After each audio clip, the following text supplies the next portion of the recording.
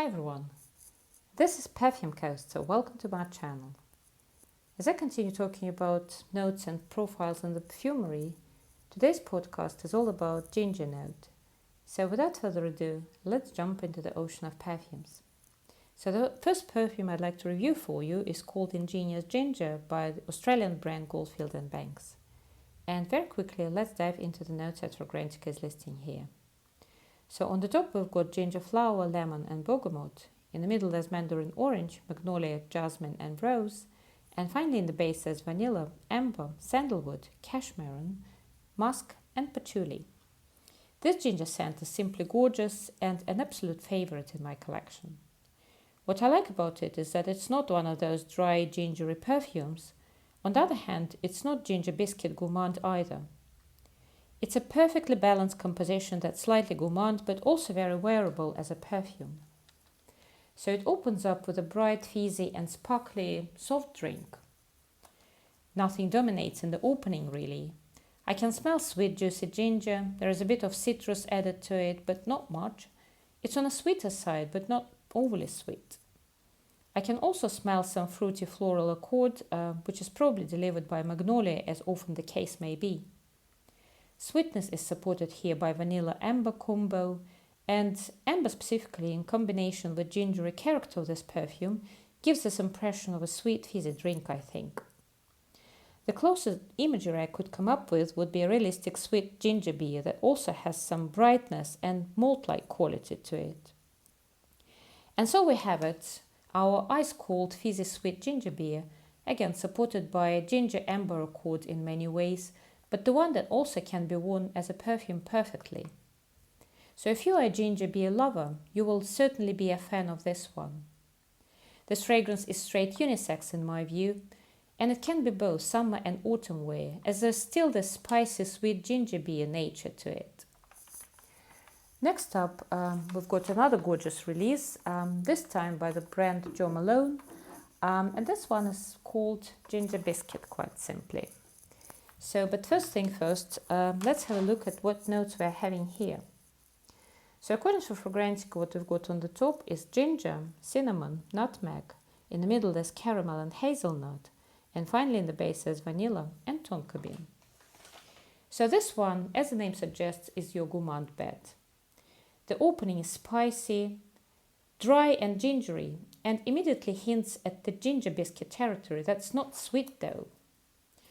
I remember someone having mentioned that dryness of this spicy ginger gives off this crumbs-like impression. You know, the residues of an actual cookie. And this is so true. But back to the opening, its spiciness is amplified by lots of cinnamon and nutmeg, and I believe it's precisely a combination of all the spices as well as caramel and vanilla that delivers this ginger cookie impression. An association with crumbs specifically appears to be an outcome of dry effect delivered by a hazelnut note that's also present in the middle of our pyramid. The scent is not overwhelming powerhouse, as often the case may be with spicy fragrances, and maybe it's because of EDC concentration, specifically EDC intense.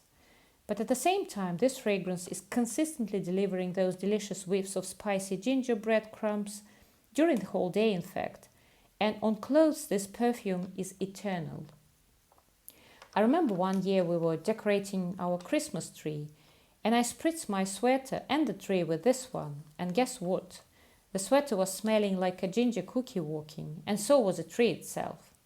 It was literally oozing delicious goodness during the entire festive season.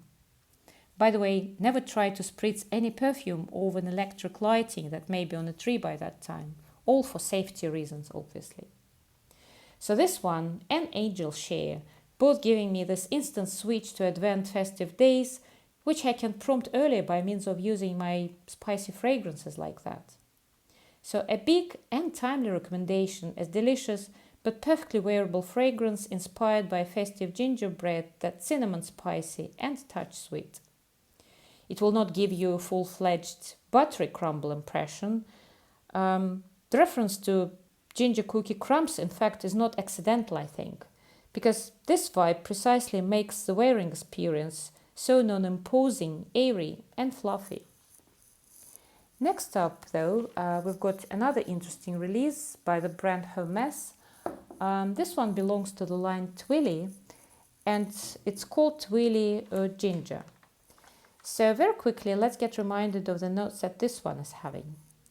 And according to Fragrantica, on the top we've got peony, in the middle there's caramelized ginger, also just ginger, and in the base there's cedar. So this one is very much from the same street as Goldfield and Banks ginger, but of course with its own peculiarities. Similar to Ingenious ginger, the opening is the likes of some soft fizzy drink, sparkly, juicy and gingery, but this one is even less gourmand. This one has a distinct floral undertone from the very start, and distinct impression of ginger lemonade is extremely perfumey and more of a derivative of that lemonade, a hint really. But along with that, to my nose, it also gives off some resemblance to a fresh watermelon or ripened melon, if you will. Coming across as extremely fresh, I think it's a watermelon quality that gives extra sweetness, fruitiness and juiciness to this perfume. Yes, this ginger, whilst being bright and fizzy itself, is definitely capitalizing on something the likes of fruity and juicy watermelon. And one time I smell more of a gingery side, and another time I'm focused entirely on a watermelony sweetness and juiciness. Overall, quite an interesting twist on a ginger, giving off multitude of dimensions from ginger lemonade to a sweet natural ginger and onto a watermelony fruitness and freshness. Another worthy recommendation as your unisex and all-season wear, as often is the case with ginger-forward perfumes. So, and next up we've got yet another interesting release belonging to yet another famous line. So it's released by Prada, belonging to Infusion line, and this one is called Infusion de Gingembre. So very quickly, let's have a look at the notes that this one is having. So here what we've got on the top is mandarin orange. Also we've got aldehydes, in the middle there's ginger, and finally in the base there's vetiver and musk. So this ginger is sort of standing apart from all the fragrances reviewed so far.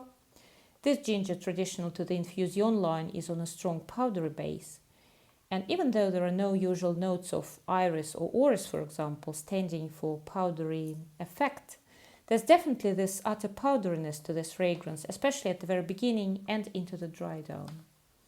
So the opening is very citrusy and juicy, but presence of ginger is also certainly there. But this ginger here is not doughy or sweet, it's in fact extremely fresh and juicy, giving off the imagery of freshly cut natural ginger, way before our ginger becomes a spice in fact. And if you've ever had a ginger tea, effectively being a hot water and a crushed fresh ginger root in it, this would be exactly what I am getting. And sometimes this ginger tea is served with an option of honey, but not with this fragrance, not here. Here we have literally a zero sweetness level. But I love it this way, especially on a hot summer day, for example. However, it's also quite wearable during transitional seasons that many of us are in, all because of that powderiness that is very much present here. Needless to say for that reason that this perfume is very unisex and quite long-lasting as well, which is in best tradition of Infusion line though. By the way, aldehydes in the opening are modern interpretation of this note, so to speak. It's far from even hinting at traditionally heavy vintagey vibes. And so its role is effectively an amplifier of sparkly, juicy nature that our ginger exudes here. And finally, to wrap this video up, we've got well-known but very interesting release by the brand Penhaligon, which is called, of course, Blenheim Bouquet. So very quickly, let's have a look at the notes that Fragrantica is listing. So here what we've got is a cluster of notes consisting of Amalfi lemon, lime, pine, lavender, black pepper and musk. So again, this one is really interesting. As we could have seen from the notes, there is no ginger in here whatsoever. However, to me, this is an extremely ginger-forward fragrance. Similar to the previous one, it's very juicy, spicy and non-sweet. And to me, this is yet another case when my nose interprets the fragrance very differently from what the notes are. And I'm not sure, maybe it's a combination of pine, citrus and lavender that delivers this extremely fresh, juicy ginger impression. But that's what I'm getting anyway. So very unisex, but leaning slightly masculine this time around in my view. Extremely refreshing and also long-lasting. By the way, let me know what is it that you are smelling in this fragrance, especially if you've, owned one at one point or tested one. But that's it, guys. As said before, this wraps up the video. If you've liked this video, please give it a like. Please consider subscribing and sharing your comments. Thank you very much for watching, and I hope to see you in the next one. Bye bye.